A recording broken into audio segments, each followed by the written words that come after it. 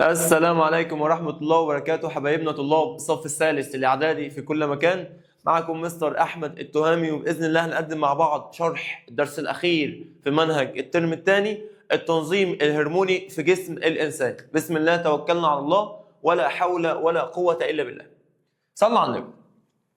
أنا لو سألت أي حد مين اللي بينظم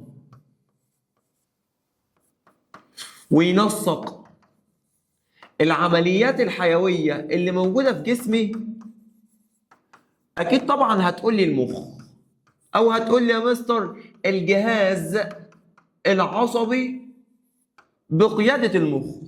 طب هل المخ بس هو اللي بينظم وينسق العمليات والأنشطة الحيوية اللي موجودة في جسمي؟ تعال نشوف كده مع بعض. صلى على النبي. العلماء عشان يتأكدوا من حاجة زي كده يا أولاد بدأوا إن هم يراقبوا جسم الإنسان، يشوفوا الإنسان لما بيتعصب، لما بيهضم الأكل، لما بيجري، لما بيبذل مجهود. لقوا إن في جسم الإنسان بيفرز مواد كيميائية، المواد الكيميائية هي كمان بتنظم وتنسق العمليات الحيوية مع الجهاز العصبي. إذا عندي حاجتين هيتحكموا وينظموا الأنشطة الحيوية في جسم الإنسان. رقم واحد بالنسبة لي الجهاز العصبي بقيادة المخ. رقم اتنين يا ولاد بالنسبة لي مواد كيميائية بتفرز في الجسم. المواد الكيميائية دهيت بتفرز من غدد اسمها الغدد الصماء، وكلمة صماء يعني لا قنوية، ولا قنوية يعني بتفرز المواد الكيميائية بتاعتها في الدم مباشرة. يبقى العلماء لما راقبوا جسم الإنسان لقوا إن جسم الإنسان بيفرز مواد كيميائية، المواد الكيميائية بتنظم وتنسق الأنشطة والعمليات الحيوية مع الجهاز مين؟ مع الجهاز العصبي. المواد الكيميائية سموها هرمونات. طب مين اللي بيفرز الهرمونات؟ لقوا إن اللي بيفرز الهرمونات يا ولاد غدد سموها الغدد الصماء، وكلمة صماء يعني لا قنوية. لا قنوية عشان الإفراز بتاعها الهرمونات المواد الكيميائية بتحطها في الدم بشكل مباشر، ملهاش قناة خاصة بيها يعني. وخد بالك معايا إن الغدد بالنسبة لي ثلاثة. ممكن الغدد بالنسبة لي تكون غدد قنوية، يعني عندها قناة خاصة بيها بتصب الإفراز بتاعها في القناة بتاعتها. كلام جميل. يا إما غدة بيسموها غدة لا قنوية، واللا قنوية هي لو قلت لك صماء، ودي بتصب الإفراز بتاعها في الدم بشكل مباشر. يا إما غدة مختلطة،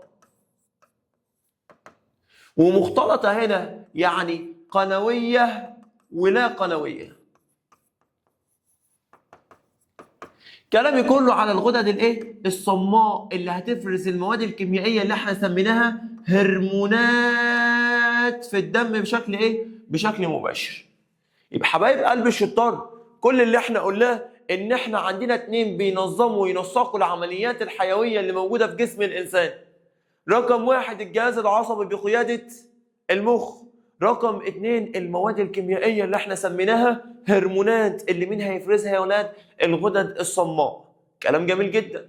وقلنا ان الغدد ثلاثة، يا اما غدد قنوية بتحط الافرازات بتاعتها في قناة خاصة بيها زي الغدد العرقية كده بالظبط، يا اما غدد لا قنوية بتصب الافرازات بتاعتها في الدم بشكل مباشر، يا اما غدد مختلطة يعني قنوية ولا قنوية. كلام جميل جدا.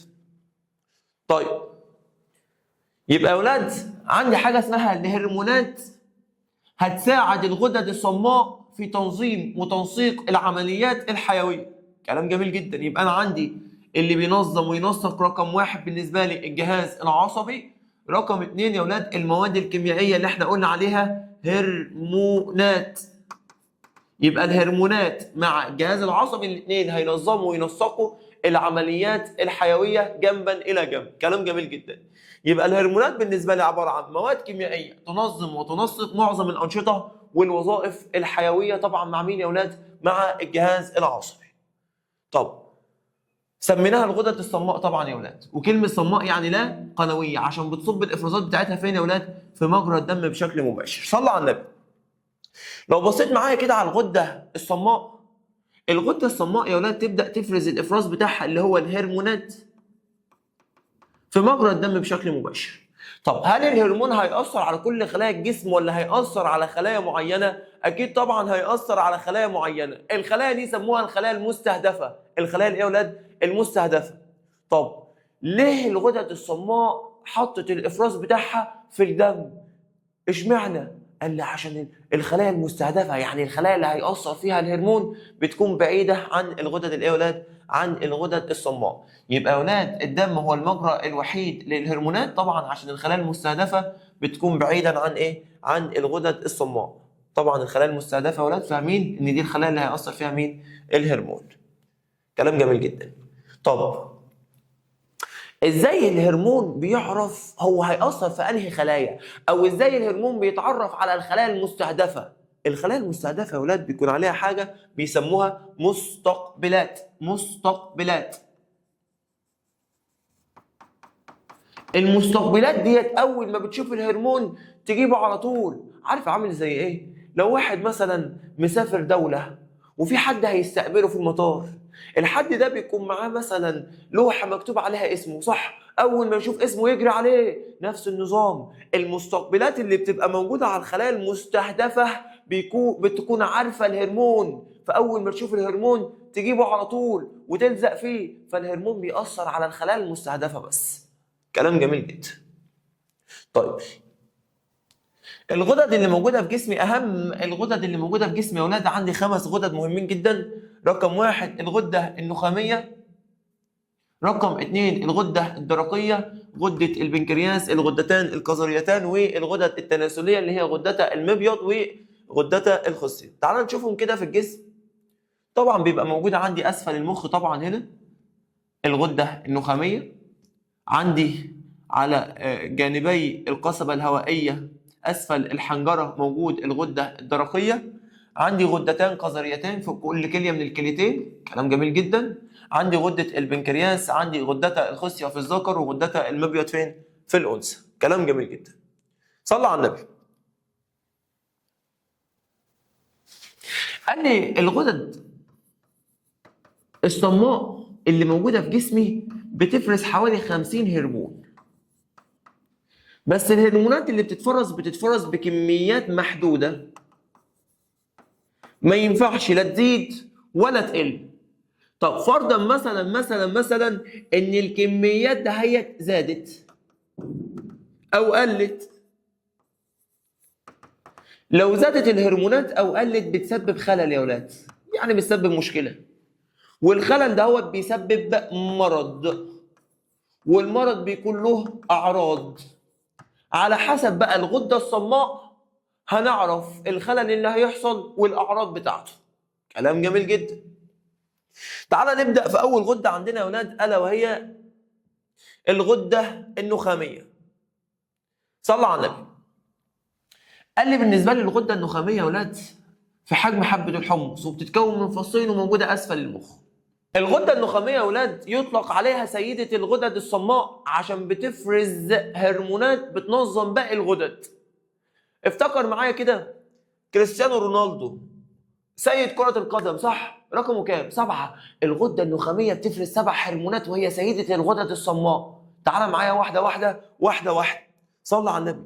قال لي أول حاجة بتفرز هرمون النمو، وهناخده بالتفصيل لو حصل زيادة لو حصل نقص، إيه اللي بيحصل؟ إيه الأعراض؟ إيه الخلل اللي بيحصل عندي؟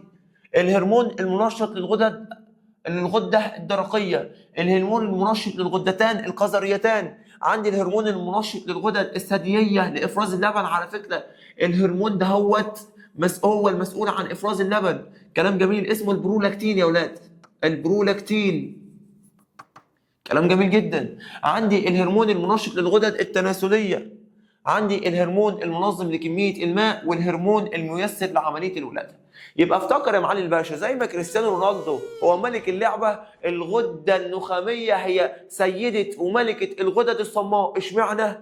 عشان بتفرز 7 حاجات، عشان بتفرز هرمونات بتتحكم في بتنظم معظم الغدد الصماء الأخرى. كم حاجة يا ولاد؟ 7. أول حاجة بالنسبة لي هرمون النمو، تاني حاجة بالنسبة لي هرمون بينشط الغدة الدرقية، تالت حاجة بالنسبة لي هرمون بينشط الغدتان الكظريتان، هرمون بينشط الغدد التناسليه اللي هي غدتها المبيض وغدتها الخصيه، وعندي هرمون بينظم كميه الميه، وهرمون ميسر لعمليه الايه؟ لعمليه الولاده.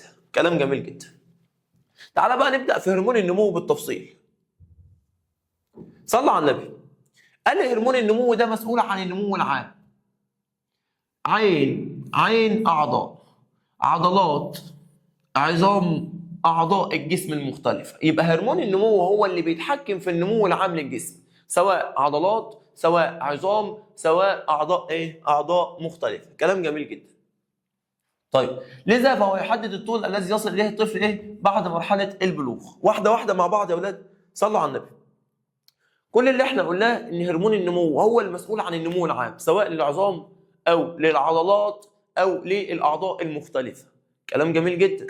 طب لو حصل خلل، يعني ايه خلل؟ يعني حصل زياده في الافراز او نقص في الافراز، ايه اللي بيحصل؟ ده اللي احنا هنتعلمه مع بعض. يلا بينا واحده واحده.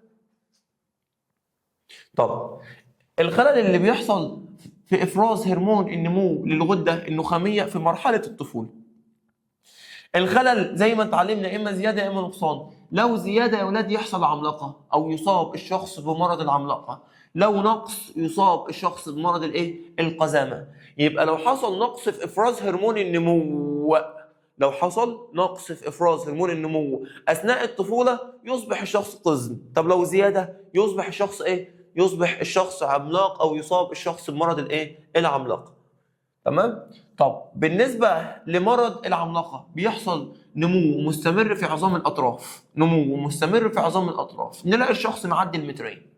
طب بالنسبة للقزامة توقف النمو، فبنلاقي إن الشخص طوله بيقل عن المتر بكتير كمان. كلام جميل جدا. ده بالنسبة لأول هرمون عندي ألا وهو هرمون النمو. طب تاني حاجة بالنسبة لي يا أولاد، تاني غدة بالنسبة لي هي الغدة الدرقية. الغدة الدرقية موجودة في الجزء الأمامي من الرقبة، على يمين ويسار القصبة الهوائية أسفل الحنجرة، أسفل الحنجرة. يبقى الغدة الدرقية بالنسبة لي موجودة في الجزء الأمامي من الرقبة، أسفل الحنجرة، على يمين ويسار القصبة الهوائية. بتتكون من كام فص يا أولاد؟ بتتكون من فصين. كلام جميل جدا. طب مسؤولة عن إيه يا أولاد؟ مسؤولة عن إفراز هرمونين أهم من بعض. رقم واحد بالنسبة لي هرمون الثايروكسين أو بيسموه هرمون الدرقين. رقم اتنين هرمون الكالسيتونين. صلوا على النبي. بالنسبة لهرمون الثايروكسين يا أولاد قال لي مسؤول عن حاجة اسمها التحول الغذائي. وكلمة تحول غذائي يا أولاد يعني بطلع طاقة من الغذاء أو بحول الغذاء إلى طاقة. يبقى كلمة تحول غذائي يا أولاد معناها إيه؟ إطلاق أو إنتاج الطاقة من من العناصر الغذائية. من العناصر ايه يا ولاد؟ من العناصر الغذائية. كلام جميل جدا.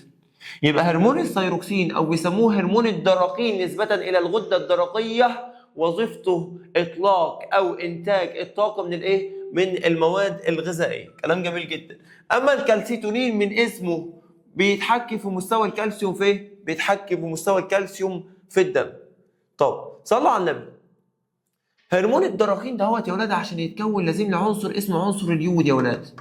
وعنصر اليود ده بنلاقيه كتير في الاملاح. عشان كده اهلنا في اسكندريه لما يجوا يتنفسوا بيتنفسوا اليود اللي موجود في الملح اللي موجود في الميه. كلام جميل جدا. يبقى يا ولاد لازم له عنصر اليود عشان اكون هرمون الثايروكسين عشان اعمل تحول غذائي، يعني عشان اطلع الطاقه من المواد من المواد الغذائيه.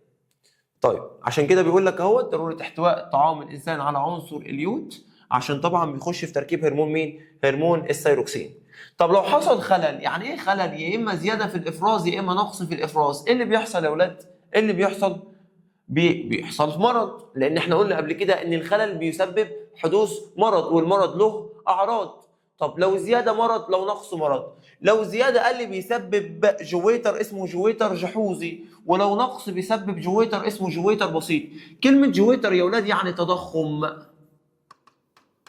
لو حصل نقص في الافراز بيصاب الشخص بجويتر اسمه جويتر بسيط. ده لنقص افراز هرمون الثايروكسين. كلام جميل. الاعراض بتاعته حاجتين: تضخم تضخم تضخم تضخم. تضخم في الغده الدرقيه وتضخم في في العنق. كلام جميل جدا اهو. تضخم في الغده الدرقيه وتضخم في يا اولاد؟ وتضخم في العنق. اما لو حصل زياده في الافراز يا اولاد بيحصل جحوظ للعينين ونقص في الوزن وسرعه في الايه؟ في الانفعال. نقص في الوزن يا اولاد عشان بيزداد معدل الحرق، معدل الحرق بيزيد عشان ننتج طاقه. لما معدل الحرق بيزيد يا اولاد بيحصل نقص في الايه؟ نقص في الوزن وسرعه في الايه؟ في الانفعال. كلام جميل جدا. تعال معايا لثالث غده الا وهي غده البنكرياس. صلى على النبي. البنكرياس يا اولاد على الرسمه قدام منك موجود ما بين المعده، ولو هنكمل هنا طبعا الامعاء، موجود ما بين المعده والامعاء. البنكرياس يا اولاد بيفرز هرمونين مهمين جدا. اول هرمون بالنسبه لي اسمه هرمون الانسولين. مستر ما تقولش يا مستر الانسولين ده اللي بياخدوه مرضى السكر. ايوه. وبيفرز هرمون كمان اسمه هرمون الجلوكاجون. يبقى انا عندي كام هرمون؟ 2، انسولين جلوكاجون. صلى على النبي.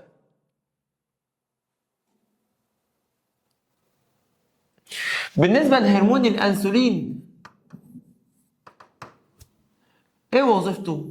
قال لي والله لو حصل ان مستوى السكر في الدم كان زياده، غده البنكرياس بتستجيب وتفرز هرمون الانسولين. هرمون الانسولين بيقلل مستوى السكر الى المستوى الطبيعي.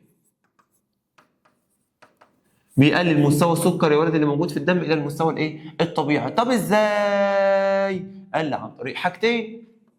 رقم 1 يروح للخلايا، يحفز الخلايا ان هي تمتص سكر الجلوكوز عشان تطلع طاقه. بيقول للخلايا استخدمي سكر الجلوكوز وطلعي طاقه، السكر عندنا كتير. يبقى يحفز خلايا الجسم على امتصاص سكر الجلوكوز للحصول على الطاقه. كلام جميل. يروح للكبد يا ولاد. تاني حاجه طبعا يروح للكبد. يا عم الكبد انا عندي سكر جلوكوز كتير، خد شويه خزنهم لحد ما احتاجهم. عارف عامل زي ايه؟ لما يبقى معاك فكه كتير، ايه اللي بيحصل؟ تحوش الفكه وتروح لبابا تقول له خزن لي الفكه دي معاك، حوش لي الفكه دي معاك. فيقوم بابا واخد منك الفكه ومحولهم لورقه واحده، وليكن مثلا ورقه ب 200 جنيه، ورقه مجمده. كلام جميل. يبقى انت اخدت الفكه حولتها لورقه مجمده، صح؟ كلام جميل جدا. الانسولين بيروح للكبد يقول له خد الفكه اللي معايا اللي هي سكر الجلوكوز وخزنهم عندك، بس مش هتخزنهم فكه، هتجمدهم. الجلوكوز لما يتجمد ويبقى كبير بيبقى اسمه جلايكوجين. يبقى الفكه جلوكوز، المجمد جلايكوجين. كلام جميل. يبقى انا هروح للكبد اقول له يا كبد خد الجلوكوز، الجلوكوز كتير عندي. يروح الكبد واخد الجلوكوز ومحوله لجلايكوجين. يبقى بالنسبه لي الجلوكوز فكه، الجلايكوجين مجمد. كلام جميل جدا. طب هيفضل مجمد لحد امتى؟ لحد سعادتك ما تحتاج فلوس من بابا، تروح لبابا تقول له ايه؟ انا كنت محوش معاك، انا عايز من اللي انت محوشه. يجي ابوك يديك ايه؟ يديك الجلايكوجين زي ما هو؟ لا طبعا، هيديهولك ايه؟ هيديهولك فكه.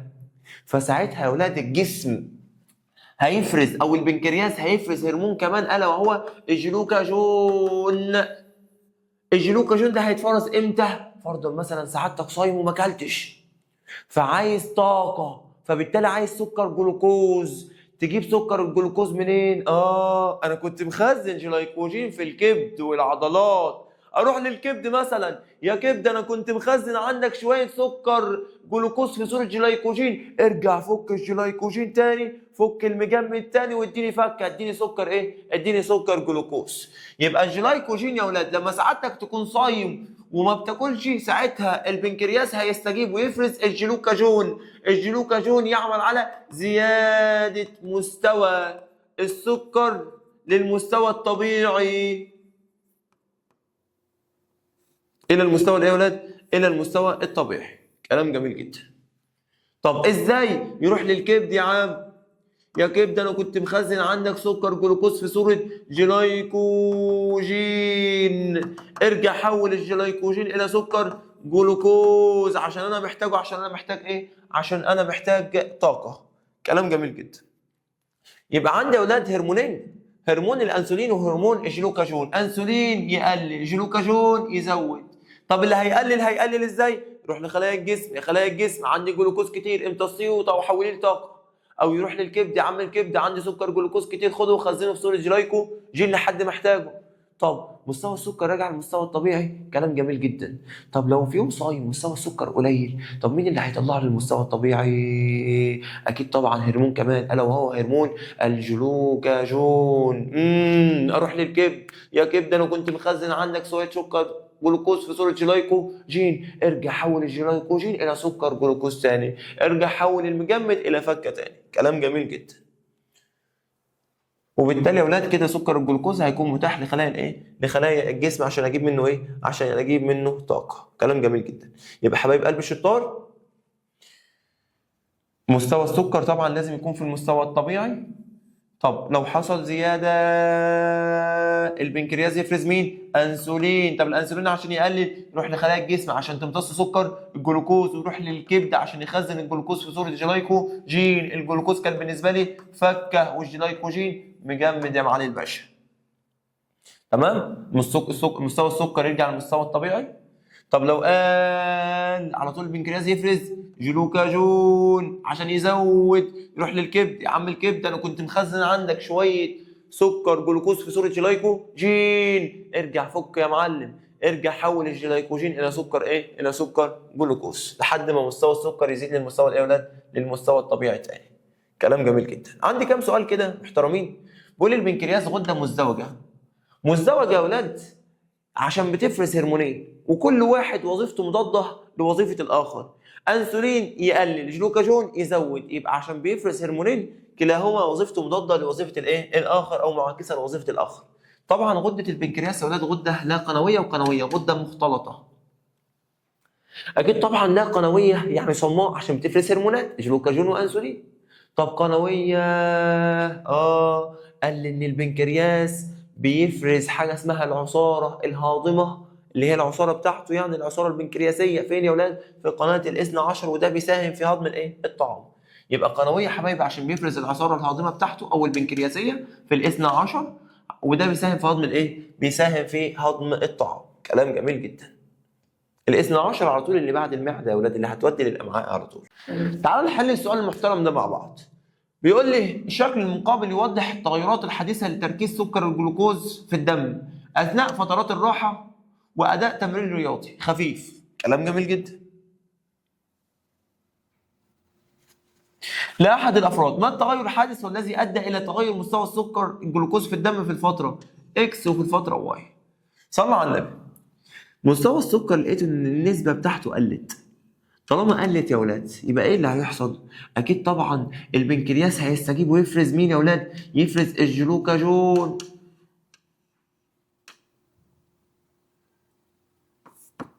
الجلوكاجون يرجع يزود مستوى السكر للمستوى الايه؟ للمستوى الطبيعي. تعالوا نشوف الاختيارات كده معايا. بيقول لي افراز الجلوكاجون يقل؟ لا طبعا. يقل؟ لا طبعا. فانا بالنسبه لي استبعدت الف واستبعدت ب. يبقى الاجابه عندي يا اما ج يا اما د. يزيد ماشي، يزيد ماشي. طب بالنسبه للانسولين لقيت هنا يقل وهنا يقل، مفيش مشكله. لحد دلوقتي ما عرفتش الاجابه الصح ج ولا د. تعالى لاخر حاجه. الجلايكوجين المخزن بالكبد يقل؟ اكيد طبعا. اشمعنى؟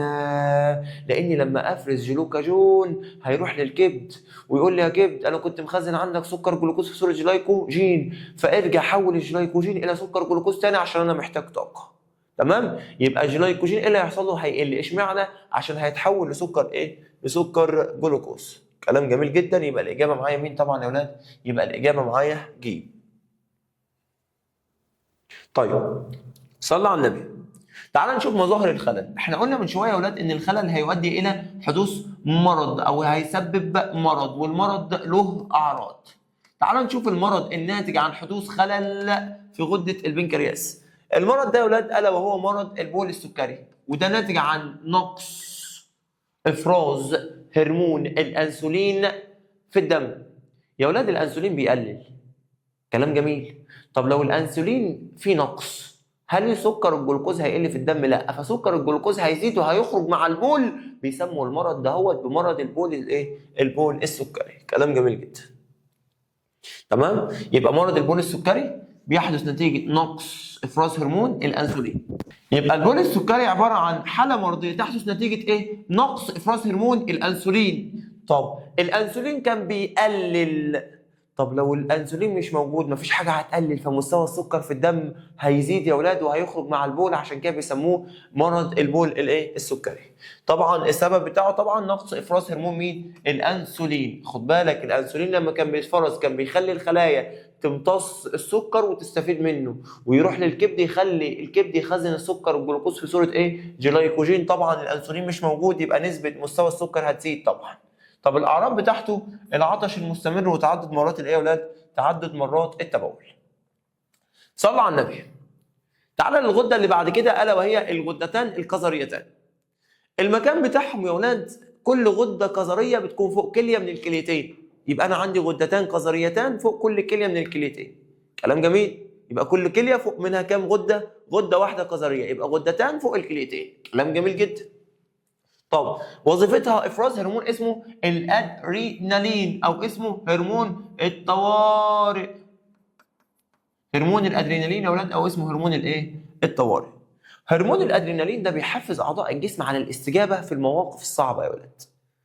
تخيل معايا كده، كل واحد مننا عنده الشارع اللي في الاخر ده اللي بيبقى ضلمه كله ومليان كلاب.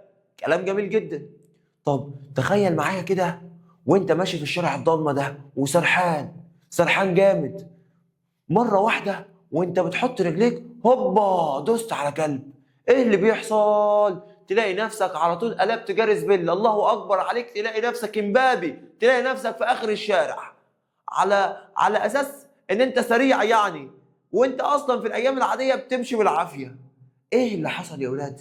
لما سعادتك اتعرضت لموقف صعب، الغده الكظريه طلعت هرمون الطوارئ اللي هو اسمه ايه؟ ادرينالين. ده حفز اعضاء الجسم، حفز العضلات على الاستجابه السريعه، عشان كده سعادتك قلبت جاري سبيل.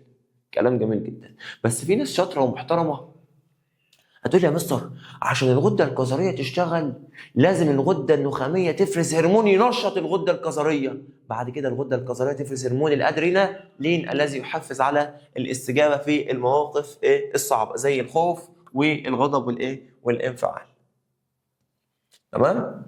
يبقى طبعا الغده النخاميه الاول هتفرز هرمون منشط للغدتين الكظريتين، بعد كده الغده الكظريه هتفرز هرمون الادرينالين اللي هيحفز اعضاء الجسم للاستجابه السريعه.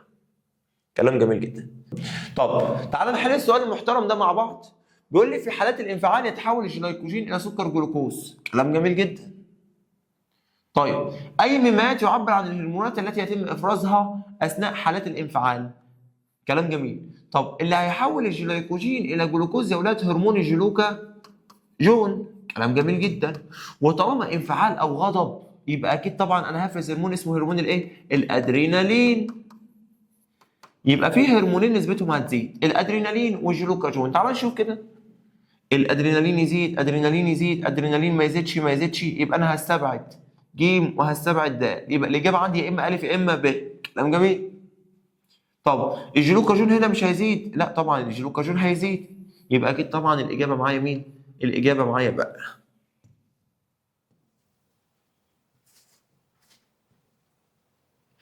طيب تعالى معايا للغدد التناسليه.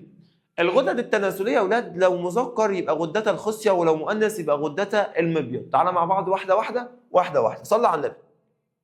لو انا هتكلم على غدة الخصيه، قال لي غدة الخصيه بتفرز هرمون الذكوره اللي هو اسمه تستوستيرون. قسموا المقاطع عشان تعرف تقراه وبعد كده خده مره واحده. تستوستيرون. كلام جميل جدا. طب ده هرمون الذكوره يا اولاد هو المسؤول عن الصفات الجنسيه الثانويه عند الذكر، او اللي بيسموها يا اولاد مظاهر البلوغ عند الذكر، زي مثلا خشونه الصوت.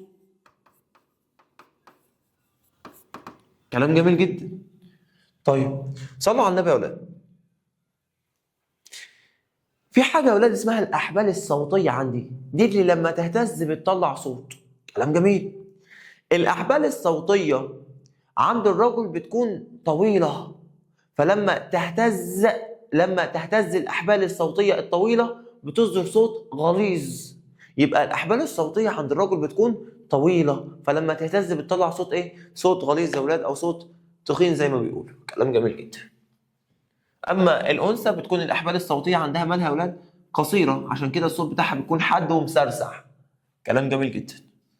طيب غدة المبيض بقى بتفرز هرمونين، هرمون الاستروجين وده زي التستوستيرون بالظبط. زي ما التستوستيرون مسؤول عن مظاهر البلوغ عند الرجل، الاستروجين مسؤول عن ظهور الصفات الجنسيه الثانويه او مظاهر البلوغ عند الايه؟ عند الاناث. طب بالنسبه للبروجسترون بقى، كل وظيفته ان هو بيحفز نمو بطانه الرحم، بيحفز نمو بطانه الايه يا ولاد؟ الرحم، طبعا لاستقبال الايه؟ لاستقبال الجنين. كلام جميل جدا. ده طبعا ملخص يا ولاد كل هرمون والوظيفه بتاعته.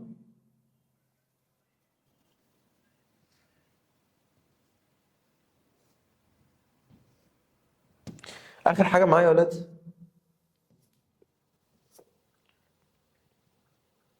صلوا على النبي. طبعا يا ولاد في حاجه اسمها الهندسه الوراثيه، تخليق هرمون النمو بالهندسه الايه؟ الوراثيه. الهندسه الوراثيه ديت يا ولاد احد فروع علم الوراثه. كلام جميل. طب بيقول لي اكتشف العلماء ان سبب القزامه بيرجع الى عجز الغده النخاميه على افراز هرمون اسمه هرمون النمو.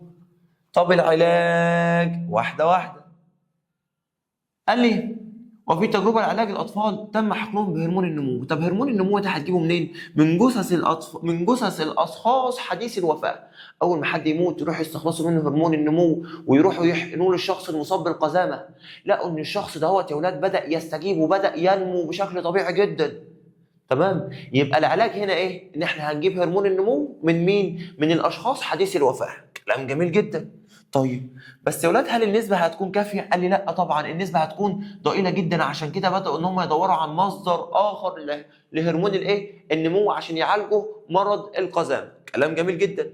فبداوا ان هم يعملوا ايه يا ولاد؟ صلوا على النبي. بداوا ان هم يجيبوا الجين اللي بيقدر ان هو يكون هرمون النمو، وبداوا ان هم يحطوه في خليه بكتيريه. بدأوا ان هم يجيبوا الجين المسؤول عن تخليق هرمون النمو، وبدأوا ان هم يحطوه في خليه ايه؟ خليه بكتيريه، عشان يبدأ ان هو يكون هرمون النمو، يستخلصوا هرمون النمو ويبدأوا يدوه للاشخاص اللي عندهم مرض الايه؟ القزامه. يبقى معالي الباشا هيجيب خليه وهيجيب الجين المسؤول عن تكوين هرمون النمو، ويجيب خليه بكتيريه ويحط الجين ده في الخليه البكتيريه، تبدا الخليه البكتيريه في انتاج هرمون الايه يا ولاد؟ هرمون النمو. نستخدم هرمون النمو ونفصله ونبدا ان احنا نحطه في حقن ونستخدمه في علاج مرض الايه؟ مرض القزامه. مرض الايه يا ولاد؟ مرض القزامه. كلام جميل جدا. لحد هنا يا ولاد نكونوا انتهينا من شرح درس الاخير من منهج الصف الثالث الاعدادي. نشد حيلنا يا ابطال، بقى شهر عن الامتحانات. في الشهر ده نقدر ان احنا نلم المنهج حتى لو كنا مقصرين، شهر بمقام شهرين 3. اتمنى ان احنا نستغل الشهر ده باقصى امكان، وباذن الله نجيب اعلى الدرجات. اشوفكم على خير ان شاء الله في الصف الاول الثانوي. سلام.